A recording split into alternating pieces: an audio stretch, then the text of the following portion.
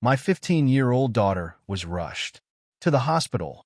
When I arrived, the police took me to an empty room and told me to peek inside discreetly. As I peeked in, my body couldn't stop shaking. But before I begin, please like and subscribe to the channel. And we'd love to hear which part of the world are you joining us from. Let us know. Now let's dive into today's story. The final rays of evening sun filtered through the pines as Braxton Hale loaded the last of the camping gear into his truck. His muscles ached pleasantly from 3 days of hiking, fishing, and sleeping under the stars. The crisp Missouri air carried the first hint of autumn, a welcome change from summer's relentless humidity. "Next time we're bringing better coffee," Trent said, tossing his duffel into the truck bed. "That instant crap tastes like dirt." "You said that last year," Braxton replied, slamming the tailgate shut. At 43, he still maintained a solid frame that had served him well through decades of physical labor. His weathered hands, calloused from years of welding, closed around his keys. And the year before, Trent laughed, scratching at his beard. "One of these days you'll listen." The drive back to Cedar Creek took just over an hour, winding through stretches of yellowing farmland in small towns where nothing much ever changed. Braxton appreciated the predictability. He'd built his life around stability, a dependable job as foreman at Mid-State Metal Fabrication, a modest home he'd renovated with his own hands, and 20 years of marriage to Lorna. Their daughter Callie was the center of his world, a thoughtful 15-year-old who somehow managed to inherit his stubbornness along with her mother's quick wit. "You going straight home?" Trent asked as they approached the town limits. "Yeah, Lorna's probably been counting the minutes. You know how she gets when I'm gone. Tell her, and Callie, I said hey." Braxton pulled up to Trent's house, a small ranch-style home not unlike his own. "See you Monday." As Trent grabbed his gear and headed inside, Braxton's phone buzzed. He frowned at the screen, 3 missed calls from Lorna, and one from a number he didn't recognize. Before he could call back, the phone rang again. "Mr. Hale." The voice was unfamiliar. "This is Nurse Jenkins from Cedar Creek Memorial. Your daughter has been admitted to the emergency room." His blood turned to ice. "What happened? Is she okay?" "She's stable, but unconscious. Dr. Mendez is with her now. Sheriff Denton asked that you come directly to the hospital." Braxton barely remembered the drive. His mind raced through possibilities. A car accident, sudden illness, a fall. Callie had always been healthy. She wasn't reckless. None of it made sense. The hospital's fluorescent lights assaulted his eyes as he burst through the emergency entrance. At the desk, he managed to form the words, "My daughter, Callie Hale." A nurse pointed him toward a hallway where a tall figure waited Sheriff Miles Denton, still recognizable from their high school days, despite the badge and the extra 20 pounds. Miles had been 2 years ahead of Braxton, the kind of guy who remembered everyone's name and made a point to use it. "Brax," Miles said, his face grave. "Come with me." "What happened to my daughter?" Miles guided him down the corridor. "Let's talk in here first." He opened the door to a small consultation room. "I want to see Callie." "You will, but you need to prepare yourself."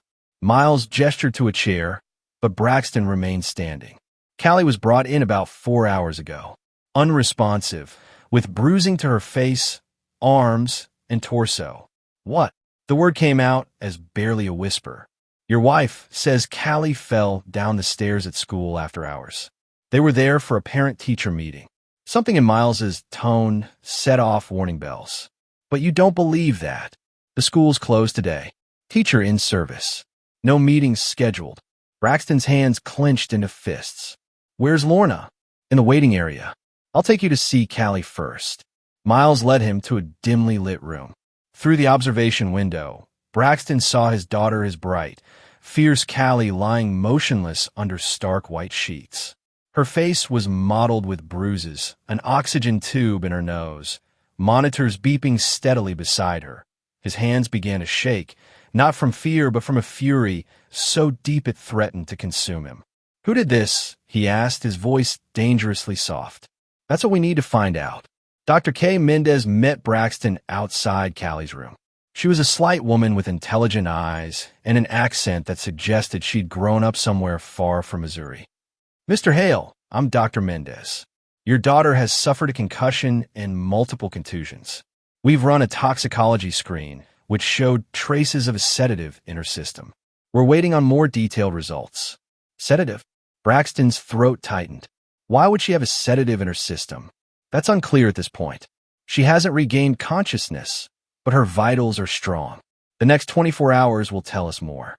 Lorna appeared at the end of the hallway, her face streaked with tears that didn't reach her eyes. Something about her appearance struck Braxton, as off her hair and makeup were immaculate despite the circumstances. "Brax," she said, moving toward him with open arms. "Thank God you're here." He stepped back, almost imperceptibly. Her arms dropped to her sides. "What happened?" he asked. "It was awful. We were at the school, talking with Mr. Finley about her science project. She went to use the bathroom and must have tripped on the stairs. I heard the crash and found her at the bottom." Dr. Mendez cleared her throat. "Mrs. Hale, as I mentioned earlier, Callie's injuries aren't consistent with a fall downstairs." "What do you mean?" Lorna's voice rose slightly. "I saw her fall. The pattern of bruising suggests multiple impacts, not a single fall. And there's the matter of the sedative." "What sedative?" "Maybe she took something. Teenagers experiment. You know that." Braxton watched his wife of 20 years, noting the tiny movements he'd learned to read over time, the way her right eye twitched slightly, how she shifted her weight from one foot to the other. "I want to see the full medical report," he said to Dr. Mendez, ignoring Lorna's protest. "Of course. I'll have my nurse bring it to you. You're welcome to sit with your daughter." Inside Callie's room, Braxton pulled a chair close to the bed. He took her hand gently, careful of the four. Her fingers felt small and cold in his grasp. "I'm here, Cal," he whispered. "Dad's here now." He studied her face, the bruise blooming across her left cheekbone, the split in her lower lip, the dark circles under her eyes. Callie had always been a fighter, from the day she was born 2 months premature. The doctor had warned them she might not make it through the night, but Callie had other ideas. Lorna hovered in the doorway. "Do you want coffee? I was going to get some from the cafeteria." "No, Brax, I know you're upset. I need to read the medical report." "You go ahead." After Lorna left, Braxton spotted Callie's backpack in the corner. Her phone stuck out from the side pocket, its screen cracked but intact. On impulse, he checked it. No passcode. She must have disabled it recently. They'd had an agreement.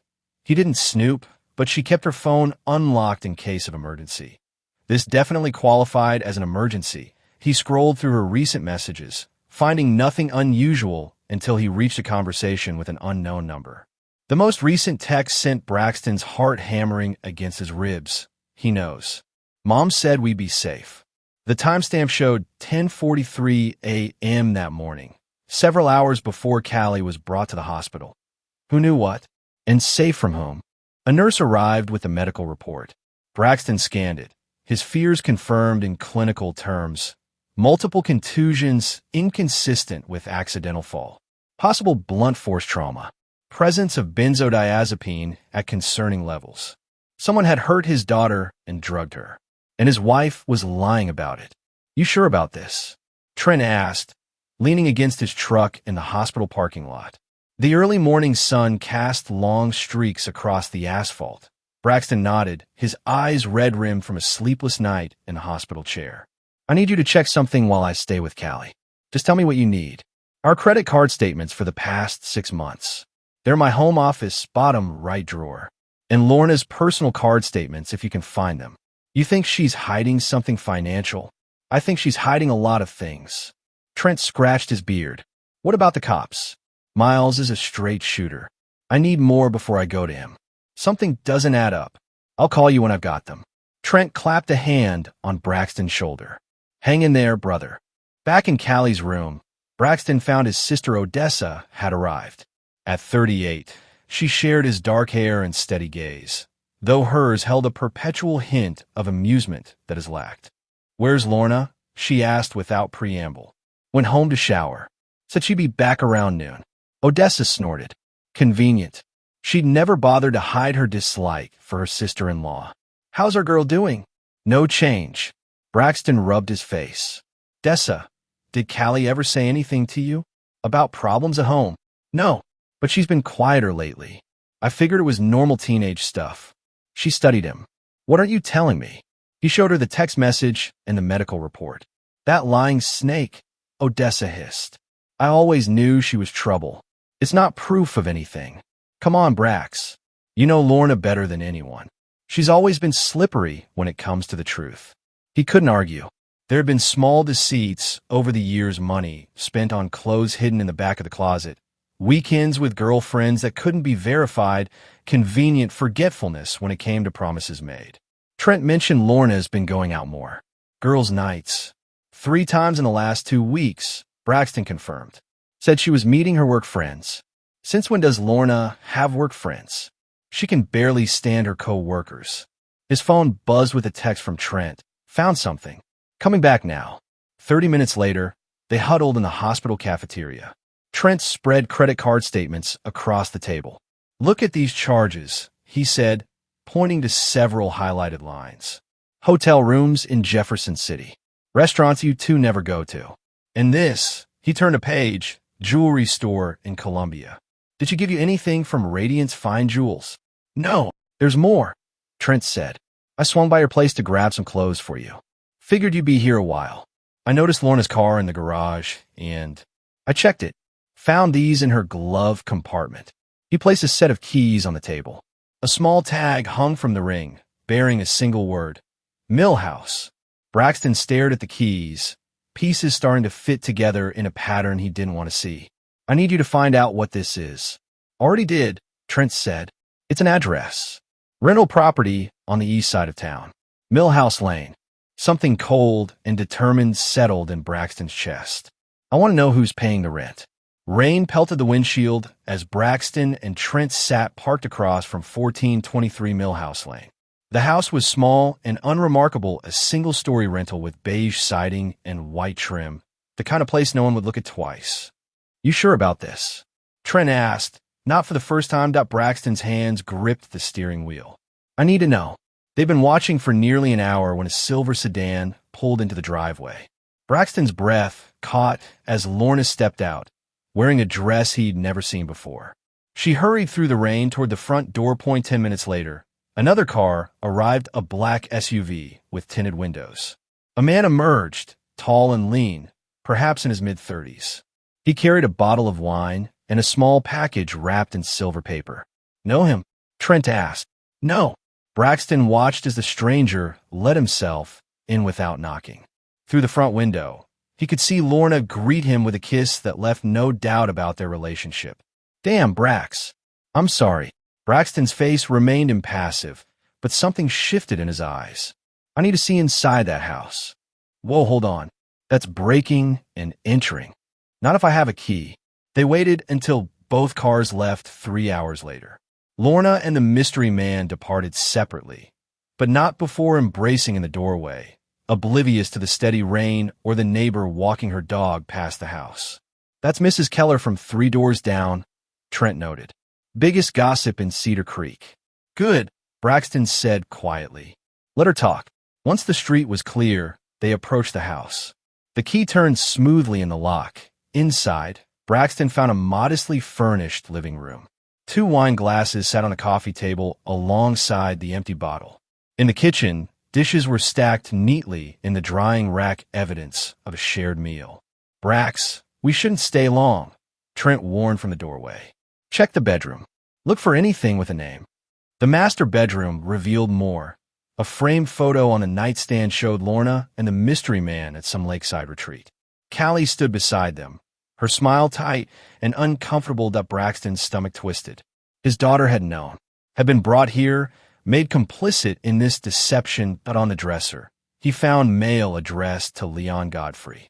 Bills, advertisements, nothing personal except for a birthday card signed, Forever Yours, L. The closet contained women's clothes Lorna's size, new with tags still attached. A jewelry box held pieces he'd never seen her wear. In the bathroom, duplicate toiletries suggested frequent overnight stays. But it was the desk in the spare bedroom that provided the most damning evidence. A leather journal contained entries in Lorna's handwriting, detailing grievances against Braxton, mostly fabricated or grossly exaggerated. He screamed at Callie for breaking curfew. One entry read, terrorized her for hours. This is why we need to get away. Another. Lawyer says we need documented incidents. Medical records would be best. Video evidence ideal. And finally, Leon says once we're free, we'll file for the insurance. Enough to start over somewhere warm. Braxton's life insurance policy was worth $750,000. Jesus, Trent whispered, reading over his shoulder. They were setting you up. Take pictures of everything. Braxton instructed, his voice terrifyingly calm. Every page, every room. Then we leave. As they prepared to exit, Braxton spotted a small desk calendar. Next Tuesday was circled in red, with a note. C's last day? Today was Thursday. Whatever they'd been planning for Callie, it had gone wrong, and his daughter was paying the price. Braxton maintained his vigil at Callie's bedside for the next 2 days, leaving only when necessary. Lorna made appearances, always perfectly dressed, always with a ready explanation for where she'd been. He watched her with new eyes, seeing the performance behind every gesture that on Saturday morning, as he dozed in the hospital chair, a small sound pulled him awake.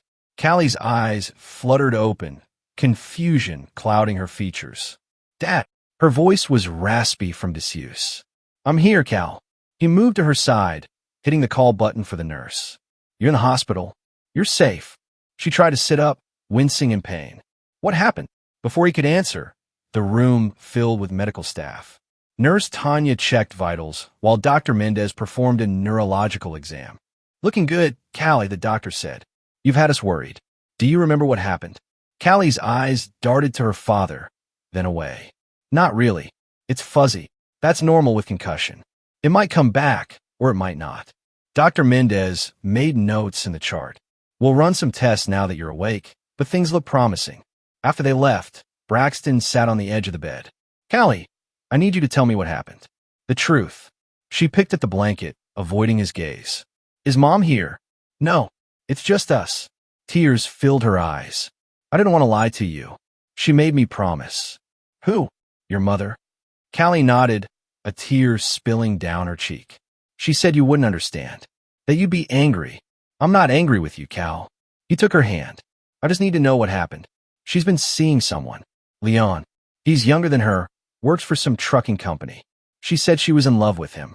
Braxton kept his expression neutral, letting her continue. At first, it was just meetings. Then she started taking me along sometimes. Said it would look less suspicious if we were together. I hated it, but she said if I told you, it would destroy our family. The house on Millhouse Lane? Her eyes widened. You know about that? I know enough. What happened the day you got hurt? Callie's face crumpled. They were talking about leaving. Moving to Florida with Leon.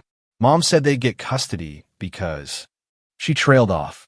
Because they could prove you were abusive. The words came out in a rush. She told me to remember times you'd been strict with me, like when you grounded me for skipping class, or when you yelled after I stayed out past curfew. She wanted me to exaggerate, say you hit me. Braxton's jaw clenched, but he kept his voice even. Did she hurt you, Callie? No. Well, not directly. I overheard them talking. Leon asked what would happen to your life insurance if something happened to you. Mom said it would all go to her.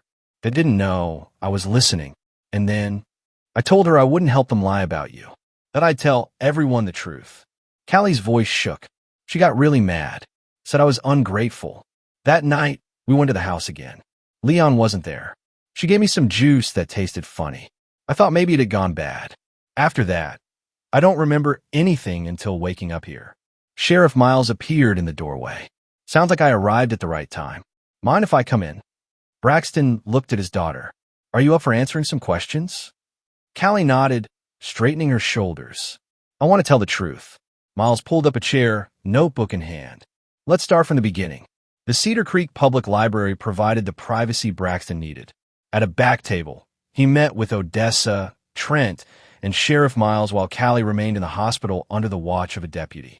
Lorna had been told Callie was still unconscious, a necessary deception to buy time. The toxicology report confirms benzodiazepines in Callie's system, Miles said, keeping his voice low. Specifically, a prescription sleep aid. We found the prescription bottle in Lorna's purse made out to her, filled last week. And the bruises? Braxton asked. consistent with Callie being unconscious when they were inflicted. Someone wanted it to look like she'd been beaten, not fallen. Odessa's face darkened. That woman tried to frame her own husband for abusing their child. We need more than we have now for criminal charges, Miles cautioned. The photos from the Millhouse property help establish the affair, but not the intent to harm Callie or set up Braxton. What about the journal? Trent asked. Inadmissible. You didn't have legal right to enter the property. Braxton rubbed his temples. So we have nothing. I didn't say that. Miles leaned forward. We can build a case, but we need to be smart. First, I suggest getting Callie's official statement on record. Second, I have a buddy in the financial crimes unit who can look into Leon Godfrey discreetly. I checked him out, Trent added. He works for Midwest Freight Logistics in their accounting department. Company's been under investigation for payroll irregularities. That's something we can use, Miles nodded. Third, we need more background on Lorna. I might be able to help with that, Odessa said. Lorna's Aunt Eula still lives in Springfield. They haven't spoken in years, but Eula was at your wedding, Brax. Remember how Lorna didn't want to invite her? Vaguely. Something about family disagreements.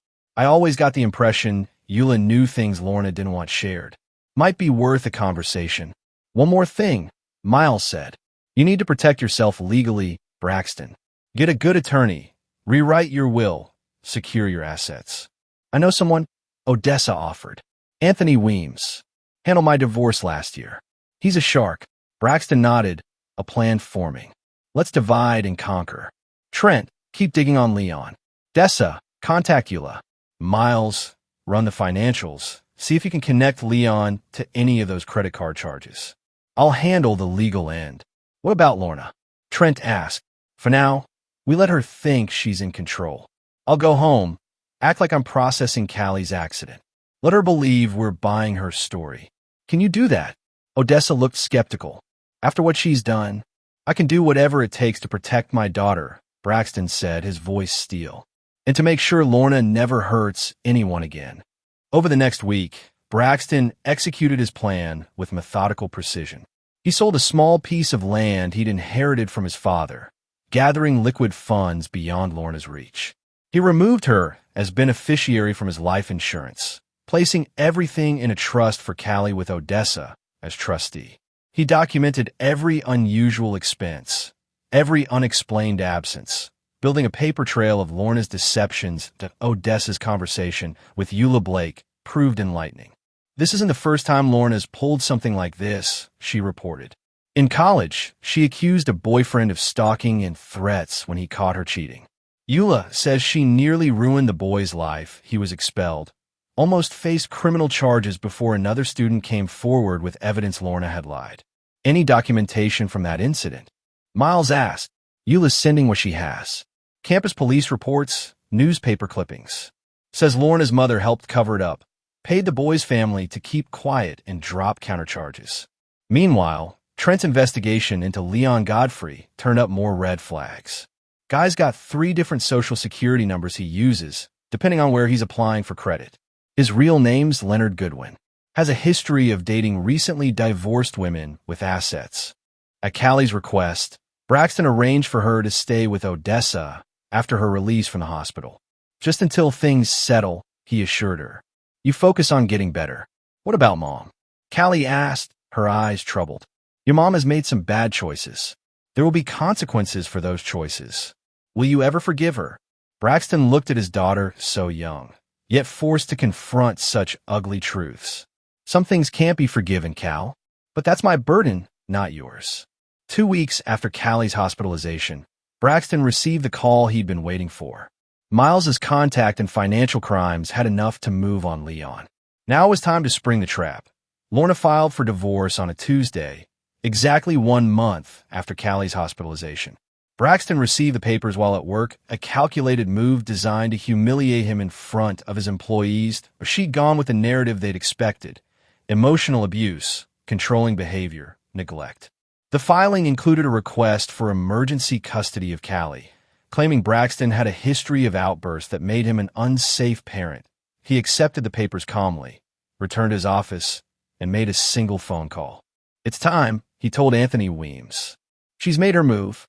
The law offices of Weems and Associates occupied the top floor of the tallest building in Cedar Creek, 3 stories of red brick that housed the town's most prestigious firms. Anthony Weems was a compact man with piercing eyes and a reputation for ruthlessness in family court. "They've miscalculated," Weems said, reviewing the divorce filing.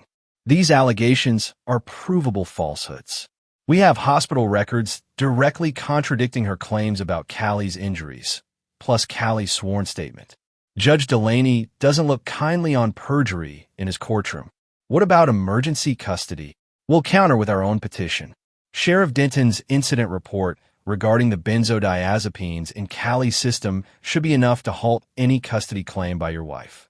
The initial hearing was set for the following week. As expected, Lorna arrived perfectly coiffed and teary-eyed, playing the role of battered wife to perfection. Her attorney, a severe woman named Patricia Holt, presented a case built on carefully curated half-truths. "Your Honor, Mrs. Hale fears for her safety and that of her daughter. Mr. Hale has demonstrated increasing instability and a pattern of controlling behavior that culminated in the physical abuse of their 15-year-old child." Weems rose, unruffled.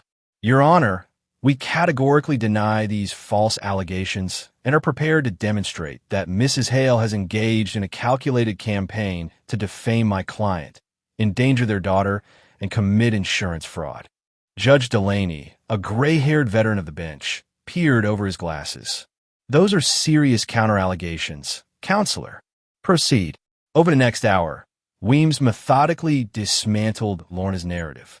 He presented the hospital records showing sedatives in Callie's system. He introduced Sheriff Denton's investigation, including photographic evidence of the Millhouse Lane property. Finally, he called Callie herself to testify.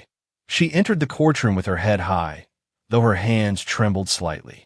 Lorna's face drained of color at the sight of her daughter. "Callie, can you tell the court what happened on the day you were hospitalized?" Weems asked gently. "My mother gave me juice with crushed sleeping pills in it. When I passed out, she or her boyfriend Leon hurt me to make it look like my dad had done it." "And why would she do that?" "They wanted custody of me and Dad's life insurance money. They were planning to move to Florida." "Had your father ever hurt you?" "Never.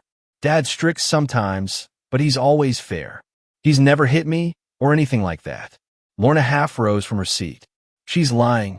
Brax, tell them." "Mrs. Hale," Judge Delaney warned, "you'll have your chance to speak." When her turn came, Lorna's testimony crumbled under Weems's cross-examination. He produced the credit card statements showing hotel charges, the jewelry purchases, the receipts from restaurants on nights she claimed to be working late. "Mrs. Hale, do you recognize this journal?" Weems asked, presenting the leather-bound book from the Millhouse property. Lorna's attorney objected immediately. "Your Honor, if this was obtained through a legal entry." "It wasn't," Weems countered smoothly. "This journal was recovered by Sheriff Denton's deputies during the execution of a legal search warrant of the Millhouse Lane property, following evidence of potential criminal conspiracy." The journal was admitted. With each damning entry read aloud, Lorna seemed to shrink in her chair. The final blow came when Weems produced Eula Blake's documentation of Lorna's college incident. "Your Honor, this establishes a pattern of behavior spanning decades. Mrs. Hale has repeatedly manufactured allegations against men who discovered her deceptions." Judge Delaney's ruling was swift. Braxton received temporary full custody of Callie, with supervised visitation for Lorna pending the outcome of the criminal investigation. All marital assets were frozen. A restraining order was issued, barring Lorna from contacting Braxton or Callie outside of court-approved channels. As they left the courtroom, Braxton caught Lorna's eye. Her face contorted with fury and something else, fear. For the first time, she was facing consequences she couldn't manipulate her way out of. "This isn't over," she hissed. "You're right," he replied quietly. "It's just beginning." 3 weeks after the custody hearing, Braxton received a call from Miles. "They got Leon this morning. Federal agents picked him up at Midwest Freight. Charges include wire fraud, identity theft, and conspiracy to commit insurance fraud." "Will it stick?" "Oh, it'll stick. They found evidence he's been siphoning funds from the company payroll for years. And get this, they found documents related to your life insurance policy in his apartment. Detailed payout scenarios, including one for accidental death. A chill ran through Braxton. They were planning to kill me. Looks that way. Leon's already talking. Try cut a deal. Says it was all Lorna's idea. Is that enough to charge her? County prosecutor thinks so. They're preparing to bring her in now. The news of Leon Godfrey's arrest hit the local paper the next day. By evening, everyone in Cedar Creek knew that Lorna Hale's boyfriend had been caught in a federal fraud investigation. The story grew when he implicated her in a conspiracy targeting her husband. Lorna was arrested at her sister's house in Jefferson City, where she'd been staying since the custody hearing. The charges included conspiracy to commit fraud, child endangerment, and attempted insurance fraud. The evidence from Leon's cooperation was damning. Braxton watched the news coverage with Callie and Odessa, feeling strangely hollow as Lorna was led into the courthouse in handcuffs. "You okay, Dad?" Callie asked, leaning against his shoulder. "I will be. We both will." The trial lasted 2 weeks. Lorna maintained her innocence, claiming Leon had manipulated her. But the evidence told a different story, from the journal entries to the prescription sleep aids to the recorded phone calls Leon had made from jail, in which Lorna incriminated herself further. When the verdict came guilty on all counts, Lorna finally broke. She screamed accusations across the courtroom, her carefully constructed facade crumbling completely. "You did this," she shouted at Braxton. "You turned everyone against me." As the bailiffs led her away, Braxton felt no satisfaction, only a deep weariness. 20 years of his life had been built on a foundation of lies. Now he had to create something new from the wreckage. 6 months later, Braxton sat on his porch watching the sunset paint the sky in shades of orange and purple. Callie was inside doing homework, her recovery progressing steadily. She'd started therapy, working through the betrayal and manipulation she'd experienced. Some days were harder than others, but she was resilient, stronger than Braxton had realized. The sound of tires on gravel announced visitors. Trent's truck pulled up, followed by Miles's SUV. The men joined Braxton on the porch, settling into the chairs he'd built over the winter. Wordlessly, he passed each a glass of whiskey from the bottle Odessa had given him for his birthday. "Heard from the prosecutor today," Miles said after a comfortable silence. "Lorna's appeal was denied. She'll serve the full sentence. 8 years for conspiracy, fraud, and endangering a minor. Leon had received 12 for his part in the financial crimes." "Callie doing okay with all this?" Trent asked. "Better every day. She's talking about college now. Thinking pre-law. Like her uncle," Miles chuckled, referring to Odessa's husband who practiced in St. Louis. "She'd be good at it. Always could argue her point." They watched as the last light faded from the sky, stars appearing one by one. "What about you, Brax?" Trent asked. "You still volunteering at that youth center?" Braxton nodded. "Twice a week. Teaching welding to kids who need a trade. It helps." After Lorna's conviction, he'd channeled his anger into something constructive, mentoring teens for broken homes, showing them there were paths forward beyond their circumstances. "You ever think about what could have happened?" Miles asked. If Callie hadn't overheard them that night? Every day, Braxton took a sip of whiskey, feeling the burn in his throat. But dwelling on it doesn't help anyone, least of all Callie. The conversation drifted to other topics: Trent's new girlfriend, Miles's campaign for re-election, the unseasonably warm spring. As the evening deepened, Braxton felt something like peace settle over him. Not happiness, exactly, but a sense that he and Callie would be okay. When the others prepared to leave, Braxton walked them to their vehicles. "You know what I told Callie when she asked if I hated her mother?" he said, leaning against Trent's truck. "What's that?" Trent asked. "I didn't burn her world down," Braxton said, his voice steady in the darkness. "I just handed her the matches and watched her light it herself." The truth of it rang in the night air. Lorna had manufactured her own downfall through years of deception and manipulation. In the end, all Braxton had done was refuse to burn alongside her. As his friends drove away, he returned to the porch and looked up at the stars, countless points of light in the vast darkness. Somewhere inside, Callie laughed at something on her phone. The sound carried through the open window, reminding him of what remained after the fire. The truth, his daughter, and the chance to build something honest from the ashes.